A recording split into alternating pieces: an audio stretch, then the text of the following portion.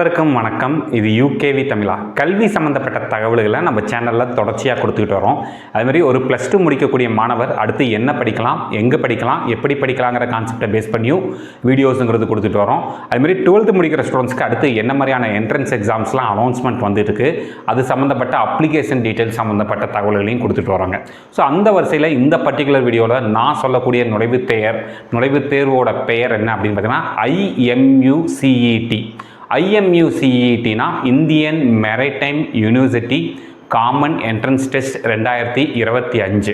Okay, இந்த நுழைவுத் தேர்வு எழுதுறது மூலமாக என்ன மாதிரியான கல்லூரிகளில் சேர முடியும், என்ன மாதிரியான படிப்புகளில் சேர முடியும், மற்றும் இந்த படிப்புகளை படிக்கிறப்ப என்ன மாதிரியான வேலை வாய்ப்புகள்லாம் கிடைக்கும் அப்படின்னு தான் நம்ம இந்த வீடியோவில் சொல்ல போகிறோம். ஸோ முழுமையான தகவல்கள் வேணுங்கிறவங்க இந்த வீடியோவை ஸ்கிப் பண்ணாமல் பாருங்கள்.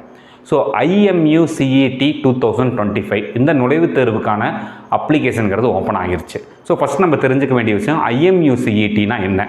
IMUCETனா Indian maritime university common entrance test. Okay, இந்த நுழைவுத் தேர்வு எழுதுறது மூலமாக என்ன மாதிரியான கல்லூரிகள் எல்லாம் சேர முடியும்னு பார்த்தீங்கன்னா, முதல் கல்லூரி IMU Indian maritime university. மெரைடைம் university அப்படின்னு பார்த்தீங்கன்னா நம்மளுக்கு கடல் சார்ந்த படிப்புகள், அந்த படிப்புகள், அதாவது இந்த மெரைன் இன்ஜினியரிங்னு சொல்லுவாங்க, நாட்டிக்கல் சயின்சஸ்னு சொல்லுவாங்க. இது மாதிரி கடல் சார்ந்த படிப்புகள் படிக்கணும், அது சார்ந்த இந்த கப்பல் சார்ந்த வேலைகளுக்கு போகணும், கப்பல் சார்ந்த படிப்புகள் படிக்கணும் அப்படின்னு விருப்பப்படுறவங்க கம்பல்சரி இந்தியாவில் எழுத வேண்டிய ஒரு முக்கியமான நுழைவுத் தேர்வு தான் பார்த்திங்கன்னா IMUCET 2025 அப்படின்னு சொல்கிறோம். ஏன் சார் இந்த IMUCET எழுதாமல் நம்ம ப்ரைவேட் காலேஜஸில் போயிட்டு நம்ம எழுத முடியாதா, அதாவது நம்ம மெரைன் இன்ஜினியரிங் சம்மந்தமாகவோ இல்லை நாட்டிக்கல் சயின்சஸ் சம்மந்தமாகவோ படிக்க முடியாதான்னு கேட்டால் கண்டிப்பாக படிக்க முடியாதுங்க.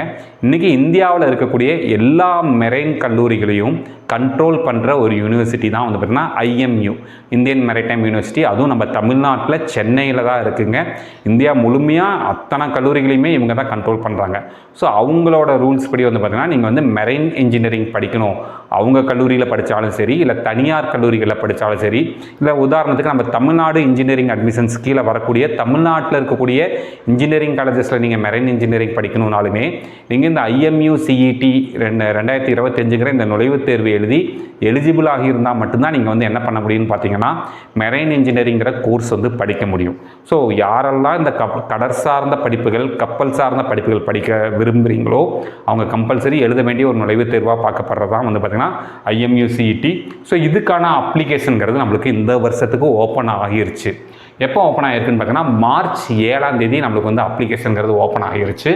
இதுக்கான கடைசி தேதி, இது அப்ளை பண்ணுறதுக்கான கடைசி தேதியாக May 2, 2025 சொல்லியிருக்கிறாங்க. ஈவன் எக்ஸாம் டேட்டுமே இந்த டைம் அனௌன்ஸ் பண்ணிட்டாங்க. நம்மளுக்கு May 24, 2025 நம்மளுக்கு எக்ஸாம் டேட் சொல்லிட்டாங்க.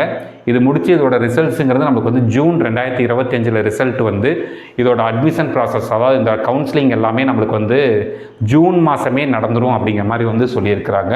ஸோ இதுதான் பார்த்திங்கன்னா அவங்களோட ப்ராஸ்பெக்டஸ், அதாவது IMU அப்படிங்கிற ஒரு யூனிவர்சிட்டி, இந்தியன் மெரைடைம் யூனிவர்சிட்டியோட ப்ராஸ்பெக்டஸ் 2025-26க்கான ப்ராஸ்பெக்டஸே அவங்க கொடுத்துட்டாங்க. ஸோ இந்த ப்ராஸ்பெக்டஸில் அவங்க என்னென்ன டீட்டெயில்ஸ்லாம் கொடுத்துருக்காங்கன்னு பார்த்தீங்கன்னா, இந்த IMU இந்தியன் மெரைடைம் யூனிவர்சிட்டி எந்தெந்த இடத்துலலாம் கேம்பஸஸ் இருக்குது, என்ன மாதிரியான கோர்சஸ் ப்ரொவைட் பண்ணுறாங்க, என்ன எலிஜிபிலிட்டி க்ரைட்டீரியா, எத்தனை சீட்டுகள் முதற்கொண்டு நம்மளுக்கு கொடுத்துருக்காங்க. ஆக்சுவலாக இந்தியன் மெரைடைம் யூனிவர்சிட்டியோட ஹெட் குவார்ட்டர்ஸுங்கிறது பார்த்திங்கன்னா சென்னை தான், சரிங்களா. ஸோ இந்த சென்னை இல்லாமல் இவங்க இன்னும் வேறு சில இடங்கள்லையும் இருக்கிறாங்க. எங்கெங்கே எல்லாம் இருக்காங்கன்னு பார்த்தீங்கன்னா கொல்கத்தாவில் இருக்கிறாங்க, விசாகப்பட்டினத்தில் இருக்கிறாங்க, கொச்சியில் இருக்காங்க, மும்பை போர்ட்டு இருக்காங்க, ப்ளஸ் நவி மும்பையிலையும் நம்மளுக்கு என்ன பண்ணுறாங்கன்னு பார்த்தோன்னா இந்த IMUங்கிற இந்த கல்லூரி இருக்கிறதா சொல்கிறாங்க.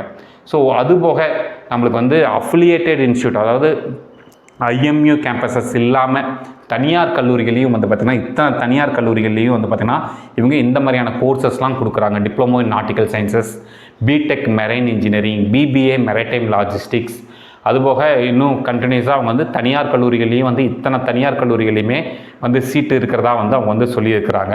ஸோ இந்த IMUங்கிற இந்த நுழைவுத் தேர்வு எழுதுகிறோம் அப்படிங்கிற பட்சத்தில் நம்மளுக்கு என்ன மாதிரியான ப்ரோக்ராம்ஸ்லாம் இவங்க கொடுக்குறாங்க அப்படிங்கிற தகவலையும் பார்த்துருவோம்.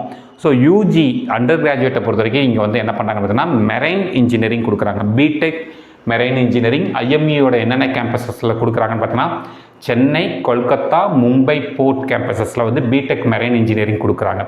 அதுபோக BTech naval architecture and ocean இன்ஜினியரிங்கிற இந்த கோர்ஸை விசாகப்பட்டினம் கேம்பஸில் மட்டும் கொடுக்குறாங்க. Then 4 years BTech naval architecture and ship building அப்படிங்கிற கோர்ஸை விசாகப்பட்டினம் கேம்பஸில் மட்டும் கொடுக்குறாங்க. 3 இயர்ஸ் பிஎஸ்சி நாட்டிக்கல் சயின்சஸ்ங்கிற கோர்ஸை சென்னை, கொச்சி, நவி மும்பை கேம்பஸஸில் கொடுக்குறாங்க. அதுபோக ஒரு பர்டிகுலராக ஒரு முக்கியமான விஷயம் சொல்கிறோம். இந்த காமர்ஸ் குரூப் படித்த பசங்க வேறு ஏதாவது ஒரு பொதுவான கல்லூரியில் போய் பிபிஏ, பிகாம் படிக்கிறதுக்கு பதிலாக இந்த இந்தியன் மெரைடைம் யூனிவர்சிட்டி கொடுக்கக்கூடிய கோர்ஸான பிபிஏ வித் மெரைடைம் லாஜிஸ்டிக்ஸ் அப்படிங்கிற இந்த கோர்ஸை நீங்கள் படிக்கலாம். இல்லைன்னா பிபிஏ லாஜிஸ்டிக்ஸ் ரீட்டைலிங் அண்ட் இ காமர்ஸுங்கிற இந்த கோர்ஸஸை படிக்கலாம். 3 வருட படிப்பு, நுழைவுத் தேர்வு தேவையில்லை. அதாவது எதுக்கு நுழைவுத் தேர்வு தேவையில்லைன்னா இந்த பிபிஏ கோர்சஸ்க்கு மட்டும் நுழைவுத் தேர்வுகள் தேவையில்லை. அதுபோக இவங்க வந்து 1 இயர் டிப்ளமோ இன் நாட்டிக்கல் சயின்சஸையுமே வந்து ஒரு சில கேம்பஸஸில் வந்து அவங்க வந்து கொடுத்துக்கிட்டு இருக்கிறாங்க. ஸோ ஒவ்வொரு கோர்ஸோட டீட்டெயில்ஸுமே இவங்க கொடுத்துருக்காங்க. ஒவ்வொரு கோர்ஸ் படித்தா என்ன மாதிரியான வேலைகள்லாம் கிடைக்கும்.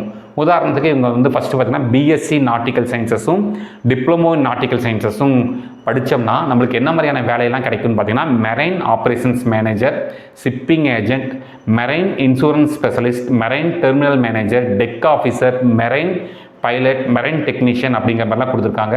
ஸோ இந்த 3 இயர்ஸ் பிஎஸ்சி கோர்ஸுக்கு என்ன எலிஜிபிலிட்டி க்ரைட்டீரியா கொடுத்துருக்காங்க பார்த்தீங்கன்னா, நீங்கள் 12th compulsory physics, chemistry, maths இந்த 3லையும் ஆவரேஜாக 60% வாங்கியிருக்கணும். ப்ளஸ் இங்கிலீஷில் வந்து கம்பல்சரி 10% வந்து வாங்கியிருக்கணுங்கிறாங்க. Plus age criteria, age relaxation இது எல்லாமே கொடுத்துருக்காங்க. இது வந்து ஒரு பிஎஸ்சி நாட்டிக்கல் சயின்சஸ்ங்கிற கோர்ஸ்க்கே இது மாதிரி ஒவ்வொரு கோர்ஸுக்கும் கொடுத்துருக்குறாங்க. இதில் நம்ம வந்து பிடெக் மெரைன் இன்ஜினியரிங் சம்மந்தமாகவும் பார்க்கலாம். ஸோ மெரைன் இன்ஜினியரிங்கிறப்ப நம்மளுக்கு பிடெக் மெரைன் இன்ஜினியரிங் படித்தா என்ன மாதிரியான வேலைகள் கிடைக்கும்னு பார்த்தீங்கன்னா, மெரைன் இன்ஜினியராக போகலாம், மெரைன் சர்வேயராக போகலாம், ப்ராஜெக்ட் மேனேஜராக போகலாம், கன்சல்டண்ட்டாக போகலாம், ஆப்ரேஷன்ஸ் மேனேஜராக போகலாம் மற்றும் ரிசர்ச் ஓரியன்டாகவும் போகலான்னு சொல்கிறாங்க. ஸோ இதுக்கு வந்து எலிஜிபிலிட்டி க்ரைட்டீரியாவாக என்ன சொல்கிறாங்கன்னு பார்த்தீங்கன்னா, நீங்கள் வந்து கம்பல்சரி 10+2 அதாவது 12th வந்து பார்த்தீங்கன்னா ஃபிசிக்ஸ், கெமிஸ்ட்ரி, மேக்ஸில் மினிமம் 60%, அதுபோக இங்கிலீஷில் வந்து 50% வந்து வாங்கியிருக்கணும் அப்படிங்கிறாங்க. அன்மேரிடாக இருக்கணும். ப்ளஸ் வந்து IMU CETயோட ஸ்கோரையுமே அவங்க வந்து முக்கியமான க்ரைட்டீரியாவாக பார்க்குறாங்க. இது மாதிரி ஒவ்வொரு கோர்ஸுக்கும் வந்து அவங்க வந்து என்ன சொல்கிறாங்கன்னு பார்த்தீங்கன்னா, என்ன மாதிரியான எலிஜிபிலிட்டி க்ரைட்டீரியா இருக்குது, ஒவ்வொரு படிப்பு படித்தாலும் என்ன மாதிரியான வேலைகளுக்கு போக முடியும் அப்படிங்கிற தகவல்கள் வந்து ஒவ்வொரு கோர்ஸுக்கும் வந்து அவங்க வந்து என்ன பண்ணிகிட்டு இருக்காங்கன்னு பார்த்தீங்கன்னா கொடுத்துக்கிட்டு இருக்காங்க. ஸோ இது சம்மந்தப்பட்ட இந்த நுழைவுத் தேர்வுகள் சம்மந்தப்பட்ட தகவல்கள் எல்லாத்தையுமே இந்த ப்ராஸ்பெக்டஸ்லேயே அவங்க கொடுத்துட்றாங்க. BTech naval architecture and ocean இன்ஜினியரிங்கிற கோர்ஸ் படித்தா என்ன மாதிரியான வேலைகளுக்கு போக முடியும், ப்ளஸ் வந்து அது சம்மந்தப்பட்ட எலிஜிபிலிட்டி க்ரைட்டீரியா என்ன அப்படிங்கிற தகவல்கள் எல்லாமே அவங்க வந்து கொடுத்துட்றாங்க. BTech naval architecture and ocean engineering படித்தோம்னா நேவல் ஆர்கிடெக்டாக போகலாம், ரிசர்ச் சயின்டிஸ்ட்டாக போகலாம், offshore engineer, marine engineer, project manager, marine surveyor மாதிரி பல்வேறு வகையான வேலைகளுக்கு போகலாம் அப்படிங்கிற தகவல்கள் வந்து இவங்க வந்து கொடுத்துருக்குறாங்க. இது மாதிரி இவங்க வந்து ஒவ்வொரு கோர்ஸுக்கும் பிபிஏ லாஜிஸ்டிக்ஸ் கோர்ஸ் சம்மந்தமாகவும் கொடுத்துருக்குறாங்க. இது மாதிரி MBA படிப்புகள் சம்மந்தமாகவும் கொடுக்குறாங்கன்னு வச்சுக்கோங்களேன். இது மாதிரி ஒவ்வொரு கோர்ஸ் சம்மந்தப்பட்ட தகவல்கள் மற்றும் அந்த படிப்பு படித்தா நம்மளுக்கு வந்து என்ன மாதிரியான வேலைகளுக்கு போகலாம் அப்படிங்கிற மாதிரியான தகவல்கள் முதற்கொண்டு நமக்கு வந்து இவங்க வந்து கொடுத்துட்றாங்க. ஸோ இந்த நுழைவுத் தேர்வானது நமக்கு வந்து ஃபிசிக்ஸ், கெமிஸ்ட்ரி, மேக்ஸ் இந்த 3 சப்ஜெக்ட்லேருந்து தான் நமக்கு வந்து கொஸ்டின்ஸுங்கிறது நம்மளுக்கு வந்து கேட்பாங்க முழுக்க.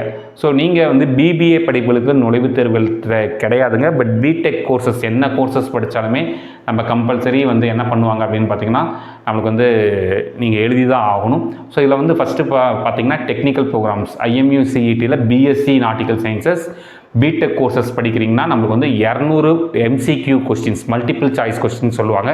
200 கொஸ்டின் கேட்பாங்க. சிலபஸ் வந்து பார்த்தீங்கன்னா இங்கிலீஷ்லேருந்து கேட்பாங்க, ஜென்ரல் ஆப்டிடியூட்லேருந்து கேட்பாங்க, ஃபிசிக்ஸ்லேருந்து கேட்பாங்க, கெமிஸ்ட்ரியிலேருந்து கேட்பாங்க, மேக்ஸ்லேருந்து கேட்பாங்க. எல்லாமே 12th CBSEயோட சிலபஸ் பேஸ் பண்ணி நமக்கு வந்து கேட்குறாங்க. எக்ஸாம் சென்டர்ஸ் என்னென்ன மாதிரியான எக்ஸாம் சென்டர்ஸ்லாம் இருக்குது நம்மளுக்கு வந்து பார்த்தீங்கன்னா சென்னை இருக்குது, கோயம்புத்தூர் இருக்குது. ஸோ இந்த எக்ஸாம் சென்டர்ஸ்ல எல்லாம் நம்ம தேர்வுகள் எழுதலாம். மதுரை இருக்குது. இது மாதிரி ஒவ்வொரு வெள்ளூர், இது மாதிரி ஒவ்வொரு ஊருக்கான விஷயங்கள் எல்லாமே கொடுத்துருக்குறாங்க.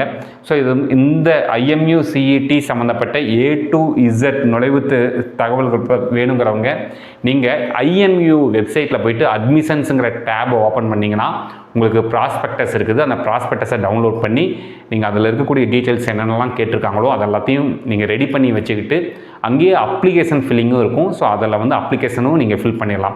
இதுமாதிரி பிபிஏ படிக்கக்கூடிய மாணவர்கள் நீங்கள் வந்து நுழைவுத் தேர்வுகள் கிடையாது, இந்த வாய்ப்பை நல்ல முறையில் பயன்படுத்திக்கிட்டு நீங்கள் என்ன பண்ணலாம் அப்படின்னு பார்த்தீங்கன்னா, நீங்கள் இந்த யூனிவர்சிட்டியில் வந்து இந்த கோர்சஸ் படிக்கலாம்.